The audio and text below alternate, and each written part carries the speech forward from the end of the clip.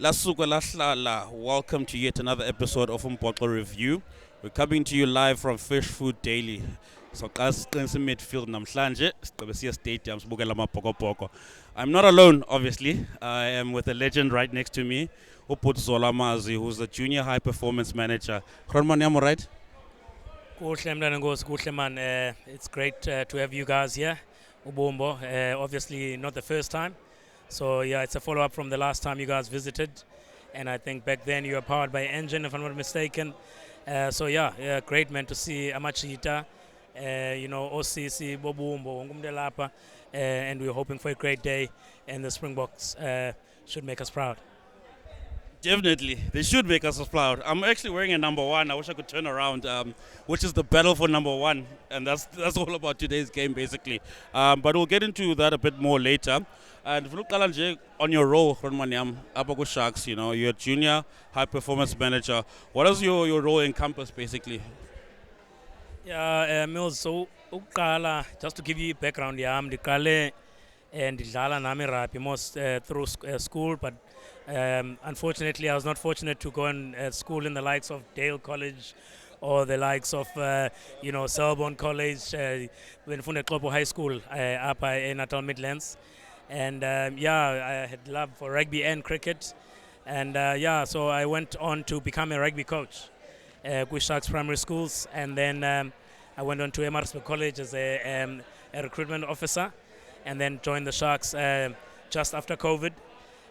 So just with the role at the Sharks, it's player tracking basically. So I go around the country, trying to find the best from under 12 all the way to under 18. So I start looking at boys at the different youth tournaments, festivals, and any boys that I believe will add value and join the Sharks brand later after school. Then I try and keep contact with those families, the boys and the parents. So I'm sure you've seen what Sharks High Schools and Sharks Primary Schools have done in the different youth weeks in the last 5 years, and that's basically my job, to empower them. No, that's great, Khronman. So I actually want to find out because we live in a time whereby obviously people get worried about their kids, playing rugby. And I think I come from a time whereby we had great players who never actually made it in rugby, which is because of ill discipline. I'll give you an example. There was a guy, I won't mention his name, but he went to the Blue Bulls. He was getting paid, I think, 12K at the age of 19, and a lot of K is too much. He was blowing it on just unnecessary stuff. So just obviously in your role would be to take care of the well-being of the actual player, right, himself. What things do you have in place? Masithi mhlawumbe umntana umthatha phaa elalini, he can't money manage himself and so on and so forth. What do you have in place for just growth your player, outside of the rugby field, making sure that he manages rugby, his discipline and everything? What sort of measures do you have in place? Yeah, so that's one of my areas that I have to cover. You've got stories, I've got stories as well of guys who put all their eggs in one basket, and that was rugby only. So the first thing I do when I meet a kid, a rugby player, is to make them understand that they must use rugby to educate themselves. So, you get a bursary or scholarship at the age of 12, 13. That's free schooling for you. You finish matric, you get a varsity cup bursary to go play in a university or, varsity shield, whatever it is. So I try and sort of emphasize on that with the families as well, to say, please, you are young, you are a rugby player, but you're not a professional yet. You need to have that paper behind you, because rugby can only take you that far. One injury you're done in rugby. What's next? So that's the mentorship we would do. And speak of umntana omgqubi usuke elalini, nanku batho belehlekani yambona is doing well with under 20. So that's one of the boys that I've brought through our programs into KZN, where he is a kid who needs support. He needs people to mentor him. So the schools do a very hard and a big job as well. So in the schools, they've got extra lessons available for the kids. They've got some kids bathetha isiXhosa kuphela, So now they must teach them English. Start from basic. So we have tutors that will help them improve. You know, and then from there, even extra, there's things that happen in families. Parents, you know, get divorced.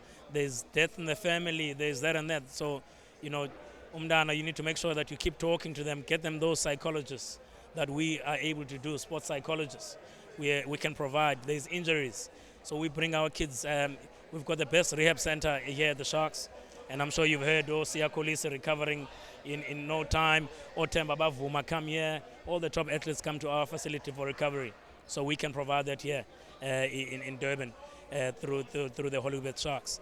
Yeah, so I think that's basically it. You cannot just praise a kid and saying he's the best, he's the next big thing. That gets to his head, that's a setup for failure. No. Well said, Roman. I must actually applaud you because I think one of the things that I like is the fact that the kid is well taken care of off the field as well. You know, and people need mentors, role models, in order to excel in their obviously career and everything. You know, how important is it though to get the parents involved? Because obviously that's a big role that they carry. And some might say, I don't see anything happening with this rugby. And so, how important to just obviously rope in the parents? Yeah, so that's one of the biggest challenges. Obviously, sonke sakhula singabukelwa emakhaya. Some of us were fortunate to be watched. Some of us, abazali bethu, were going to a funeral on a Saturday. You know, going to the neighbor's funeral or the extended cousin. So yeah, I try and rope parents in. If you see, especially here in KZN, we've got a lot of parents that go out and support. Due to the fact that we make them understand that they are needed by their kids. They must put their families first. And if they support their kid, whether, you know, they support them academically, yes, most of our parents will say, no, what sport is this? Go and study. I want you to be a doctor, you know. Umdana nowadays can study to be a doctor while playing their rugby and excel in both, you know. So I do, you know, pledge our parents to support their kids in rugby because you never know. You might be the next parent of a Magazole Mapimbi or a Siya Kolisi or look on your arm, you know. Siya bought his dad a house the other day, you know, in a summer strand by through the opportunity I fumana ne blessing why nigwa yeah. It's actually a very nice story that you speak about Usia buying a house, you know, and I think most parents when they look at this they go like, oh man, I'm on Tegelin. Rugby. I wanna quickly speak about the Grand Como. You're obviously there. You know, it's a very important tournament. I think also Kalasubona Abandwana shape up to their rugby career. You'd speak of a Grand Com, you know. Sometimes lots of talent gets lost. But obviously your role is to make sure that the kids that are good are well taken care of. You rope them in within the shock structure and so. I want to find out, when you were there, how was the vibe, first of all? And secondly, which stars can you look out for? Yeah, that's definitely a big one. You know, I'll just give you a stat in terms of under 13 Craven Week into under 16 Grand Como Week into the Craven Week. So 1% of those kids that made under 13 Craven Week make it to under 18 Craven Week. So Grand Como, as you say, that's the one now where things start becoming serious. Some of the boys have hit their growth spurts. They're much stronger. Maybe they've even worked harder with their skill levels. They've gone faster. So yeah, yes, there's some exciting rugby. And I will be biased, obviously, because you know, I'm from the Sharks. I was very impressed with my Sharks under 16s this year. We finished third in the tournament, but it was a touch and go. You know, game one, the boys beat Free State. Game two, which was basically a semi-final, lost by, if I remember well, by 6 points against Western Province. And then game three, the boys beat Southwestern Districts by 20 points to 19. But yeah, there was talent. Obviously, the usual provinces were strong province, Western Province. You know, EP, the hosts, had some good matches. They've got some very talented players there. And yeah, if I can just mention a few players that I did note, There was an fly-off outside back. In fact, he came from Grey PE to Paul Ross, Travis Pfeiffer. He's a one to watch for the future. He plays fly half, fullback. He plays anywhere in the backs besides scrum half. He's got class. He's got time on the ball. And then there was a massive lock from SWD, about 2 meters tall and 120 kgs. Afrikaans boy as usual, you know. But you know, my KZN boys, you know, match them. My KZN boys match them. So, for instance, I've got a young lock, Siwen Damase. He's also, you know, a young man out of Mtata. He's 2 meters tall, and you know, he's big boned, he's strong. So, I think he's also one for the future. To think of, there's also another lock, Wandile Mlaba from Westwood Boys High School, also from the Sharks. There will be a squad, a junior under 16 squad that will be announced, EPD, that will be announced later. I'm so sad because Australia and South Africa were meant to play a game at under 16. So imagine playing your first international match as under 16. So under 15, so that got called off by the Australians. So we'll have a camp down in Stellenbosch for those boys. I think it'll be a squad of 55 or so. So look out for that announcement. And I'm sure these names I've mentioned now are some of the boys that are going to come out there. At least you heard it here first. So if those boys make it in life, we've had a Umbhoxo review for the first time.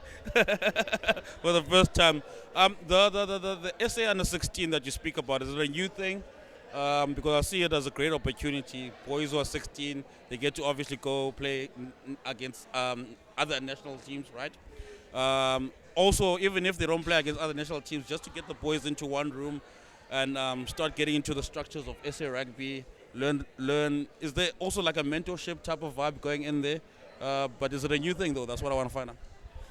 Yeah, so no, it's a thing that's been there from SA Rugby, early player development program, EPD, where you pick some green squads, which is at under 16, after under 16 Grand Com, you pick a number of players that you're gonna keep close track of, and they go down to Cape Town for a camp, or a few camps from under 16, under 17, and then obviously under 18 when they get selected for SA schools. There's a program that's been there for years. It stopped during COVID, so it's coming back this year for the first time. And yes, there are programs there. All the unions have got managers that look after their provinces, and I'm that here in KZN. I help SA Rugby with knowing who's coming through out of our province. And then, all the other unions have got someone designated to that job as well. And so they get down there, they get taught how to, gym properly. Not that they don't know how to gym properly, but they will get an a Springbok SNC to help them, like Otulani Nteta. They will, Otim Kumbu, they will have access to that. They will get into drug testing knowledge, so they will get told about drugs, what to take and what not to take. So there's no excuse. If you do get caught for taking the wrong stuff, you were told from under 16 what not to do, So those are the things that the boys, can have for them to empower them to have a bigger dream and know where they're going. So most of the Springboks that are playing now were identified from under 13, under 16 up. So it's, besides a story like a Magazole, a lot of these guys, Omanilipok, Kutala Baziwa, they came through the system, and, that's why I'm not saying that we cannot have a Magazoles, but that's why if there's opportunities, and it's sad because back in the days when our grandfathers played rugby, there was rugby in the communities and it was good, strong rugby. Now, nowadays, you need to move from Elalin, uyofunda esikoleni esedolopini in order to be noticed, and that's how you end up in the EPD program. It looks like to me that it's a huge advantage to be in the EPD program, right? Not to say that no one can't make the Springboks. Funny story. Our producer once said that anyone can become a Springbok, and people still laugh about it today. It's still difficult to get into the Springbok. But anyways, so it sounds like a good program, first of all. and I think it's an advantage to be in that program. I think you'll have to work twice harder if you're outside of that program to make sure that you're part of it, you know. But I want to move to the under 18. Did you go to the Cravenwick under 18? Okay. Okay. You wouldn't be doing your job if you went there. 2 weeks away from home. 2 weeks away from home. My wife wasn't impressed, but yeah, let's carry on. Okay. Tell us about the Cravenwick. You know, I think when we look back in the days, you know, Umgangato Cravenwick has always been high. You know, I think it's the first basis for people to actually identify who's the next Springbok. We haven't had, I think, a special case where we have an under 18 boy the following year dive straight into the Springboks type of case, right? Since Henry Pollard, if I'm not mistaken, or Franz Dane, which are special people, you know. But tell us, how important is the Cravenwick still today? Yeah, it's still huge, Mills. It's still huge. There's a lot of talent, and I'm sure you watched. Again, I'll go back to him, Uba Toshlegani, who was in school last year, and you know, in fact, and I know he doesn't mind. So he had an option to carry on and finish matric as a 20-year-old, or come through and study through the Sharks Academy. Yeah, so part of my portfolio at the Sharks is to go out and recruit for the Sharks Academy and find those kids that maybe didn't make Cravenwick or don't get contracts or don't get varsity bursaries to also still come and, you know, play rugby and study. So yeah, there were some good players, and I'm sure Bato is knocking on the Springbok door as a 19-year-old.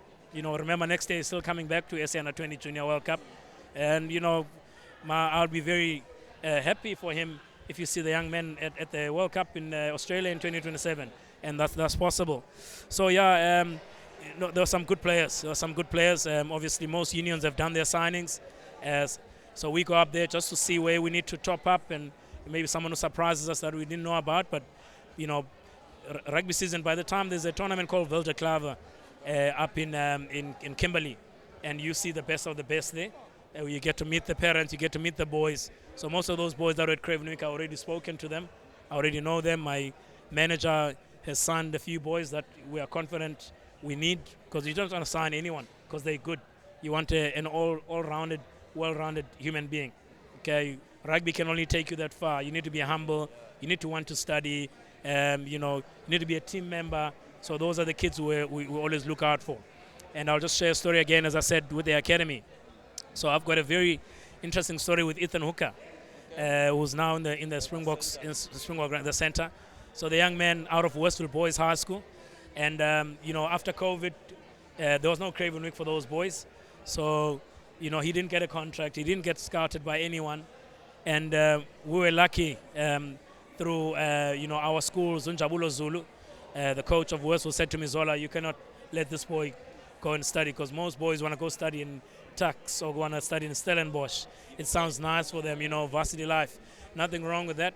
But you know, if you've got a dream, and rugby is one of that, and you also want to study, we can offer that here at the Sharks Academy. So Ethan Hooker came as a student coming to study, and from there, within the first 3 months, he was part of the Sharks Under-19 contract at SWAT. He didn't have a contract. He got there impressed, and next thing, he was captaining the side, and he had a contract. Next thing is SA Under-20 the following year, and the rest is history. He's in the Springbok setup. So yeah, there's many ways, you know, and I can say hard work is one of them. You know, hard work and discipline, self-discipline. So yeah, I think I answer your question with that, with different avenues and what you can pick up from Cravenwick. That's actually a beautiful story that you're telling. I really appreciate you sharing that. You know, I actually wanted to ask a question, Ngomamandiyeke, but sangwagqitha mhlawumbe udibane nentwana uyichole ngemistake uqombe izama kwethini sikufaka apha. Funny enough, that story, I'm not shy to share my stories. So my CEO, well, he's leaving now, Edward Kusia, and he always says to me, hey Zola, you like a human trafficker, man. So so a young Lily Pesta, who's now with the junior Springboks and part of our contracted players here at the Sharks. So I met this young man at a festival here in Durban. He came to represent Cambridge Primary School. And I'm walking down the stairs, he's walking up, and this kid is taller than me, but is a step lower than me. So I'm like, "Hi, Gutin, Baba bazali bakho."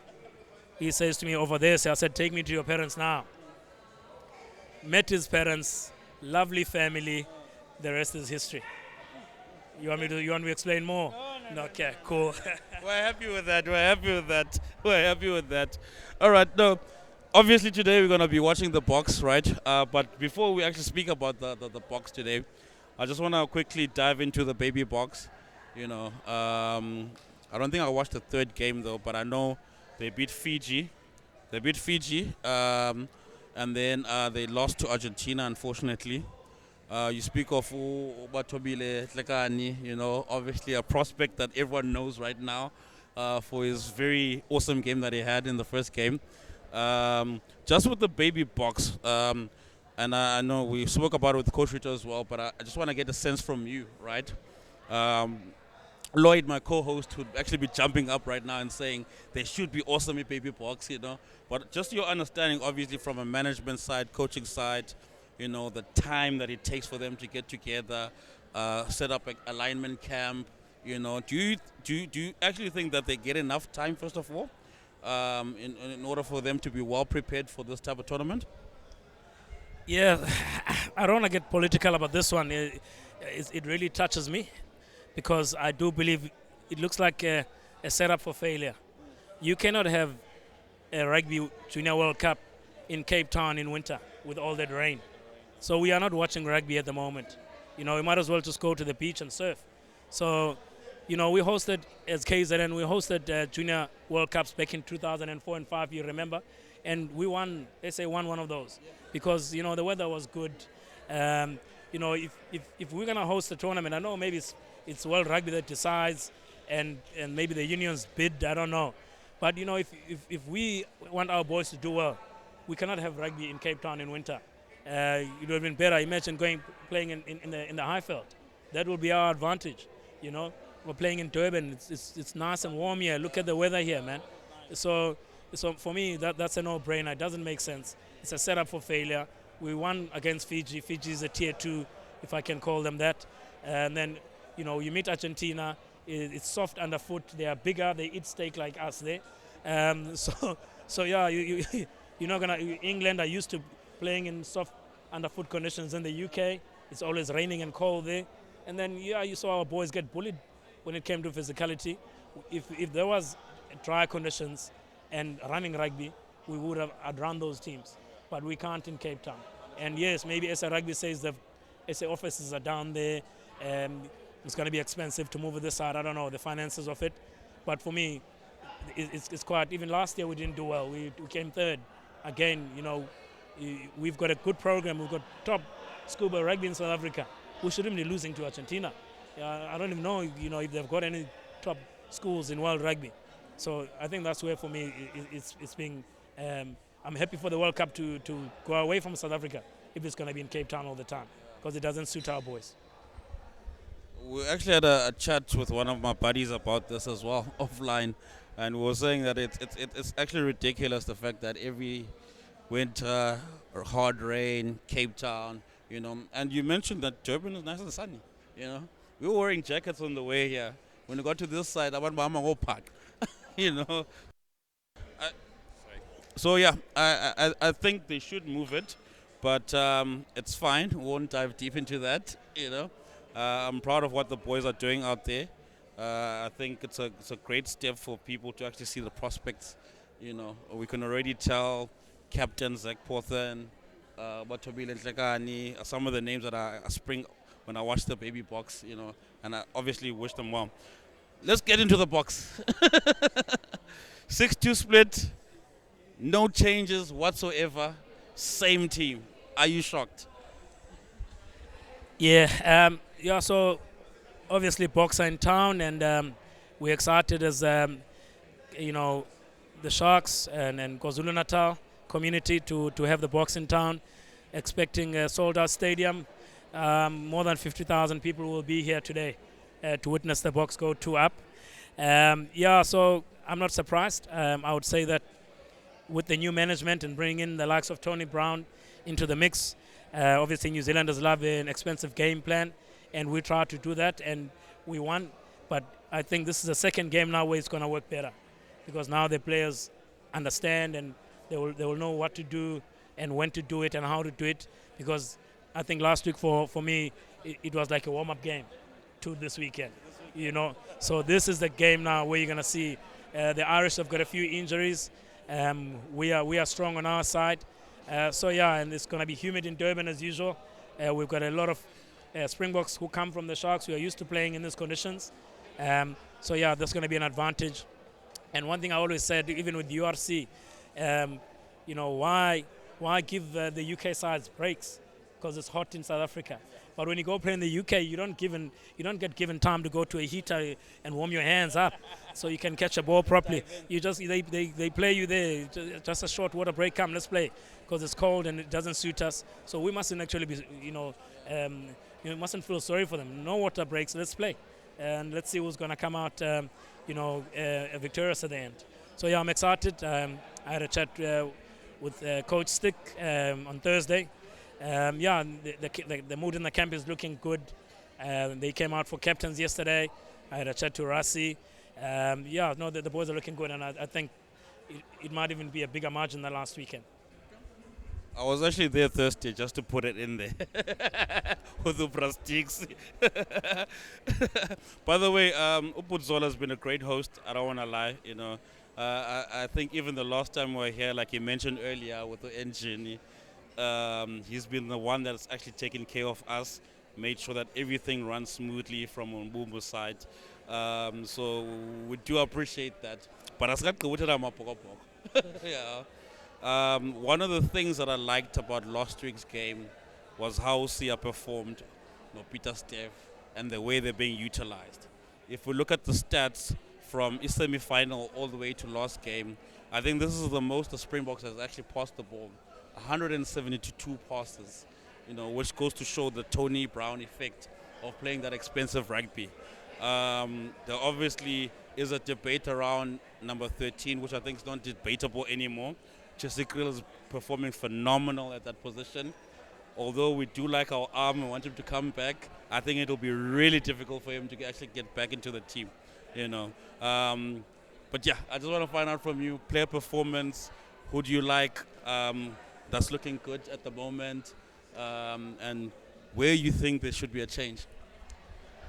Yeah, and again, not name dropping, but I coached Jesse Krill at Sharks under 13B back in 2000, back in 2007.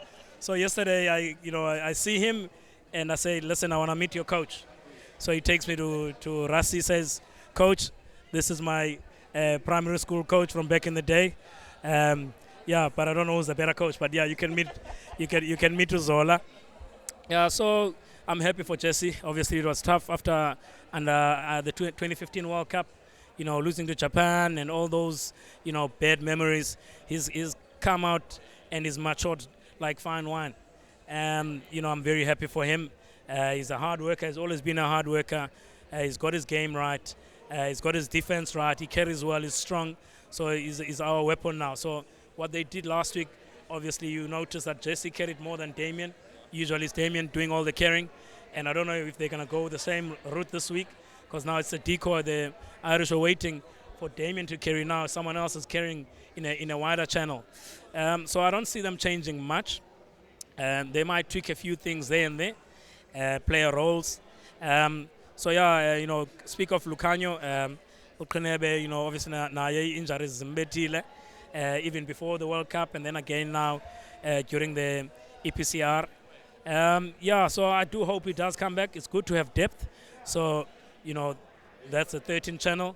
And then, we're blessed everywhere. Archias Neyman coming off the bench and holding the ball in one hand, playing basketball style. So, I'm happy for him, who comes on and brings on Kwacha Smith.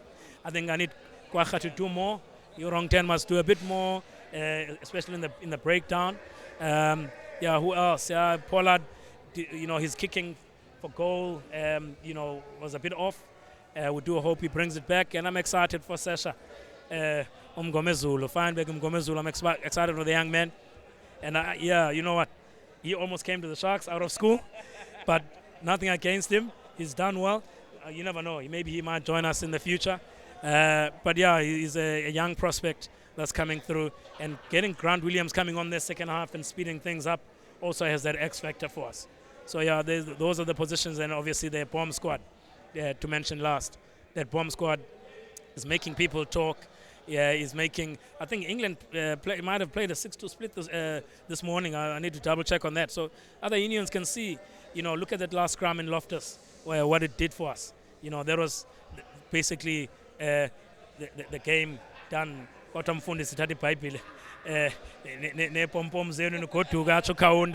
Yeah, so the bomb squad is definitely effective, and I don't see. I do see many teams trying to copy that platform.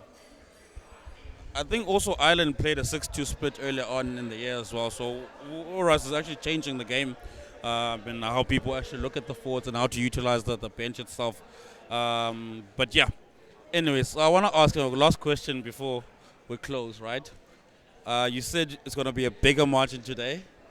What is your score guess? Right, my score,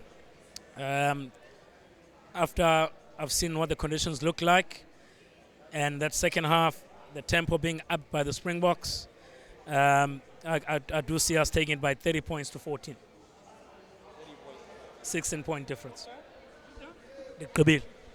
That's a bold one. That's a bold one.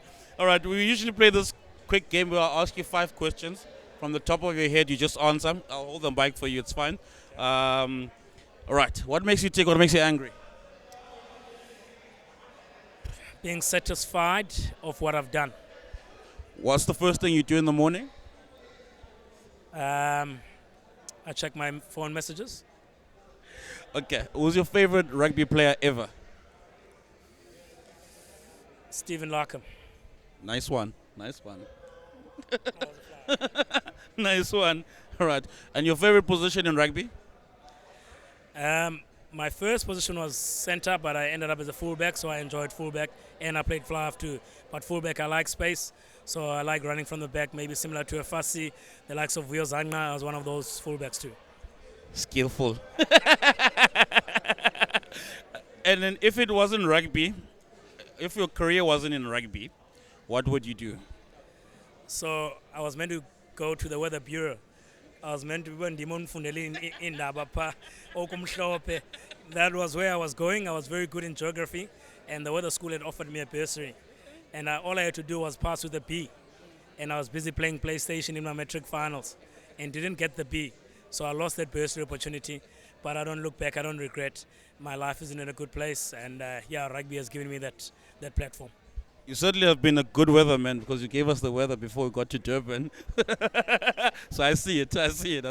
Then my last question, you obviously work with the juniors, and I ask this question to almost everyone that I sit with, right? What would you say to aspiring young athletes in general, not just in rugby? What would you say to them? So as a young athlete, you want to make sure that, you work twice as hard as your opposition or wherever. So while the other guys are sleeping, you're out in the gym, you're out on the field running, you're out making 100 passes in the morning, you're up doing push-ups in the morning and sit-ups, 100 a day. You can split it over 20, 20, 20. As you get stronger, 50, 50, 50, Get your body ready, especially if you play rugby, which is contact sport. But in any sport, go and do work while no one is watching. Don't only wait for your coaches to say, hey, go and train, or your parents to wake you up. It must come from within you, all right? You must push yourself. I'm not saying push yourself too hard, but push yourself to want more, to want to be better. Like I mentioned, Jesse Krill. I haven't seen any athlete that trains as hard as Jesse. And you look at his body, you can see this guy works hard. And then obviously for me, I've seen many rugby players who put rugby or sport, in fact, you've seen it in football, in soccer, where abantu bacela imali to support iplayer engenamali ngoku kunzima ufuneka yongcwatywa yabona into ezinjalo. So andifuna abantu bakuthi babeke isport as their main thing. You need to study, you need to get some paper. Even if you don't study, at least be a good person, be able to network, take opportunities, meet people, make friends. There's no need to be, you know, arrogant in your own space. Make friends, study this side, get your qualification, put yourself out there, and just be a good person. And I think the world will be your oyster. Well, Zola, I just want to thank you. I think this has been very insightful, especially when it comes to junior rugby players, how they think, what they go through, what you put in the measures that you put in place as well to try and protect them and groom them to be the best rugby players that they can be. So I do appreciate the time that you've taken, man of your magnitude, to sit here with us, speak to us about rugby is very, very, very appreciated. I also do appreciate the fact that you are taking care of us. You know, and I don't think Sekabeli Subalapa at Japan. We'll be back again, and it's all because of you. So, long may your light shine, and yeah, may the good work that you do keep going. Nebulela Mills, thank you so much. It's great having you guys here in Durban. I'm ready. Ubasokali kuichongogo, kube mnandi, sikabule, and go and back our Springbok. Thank you for having me.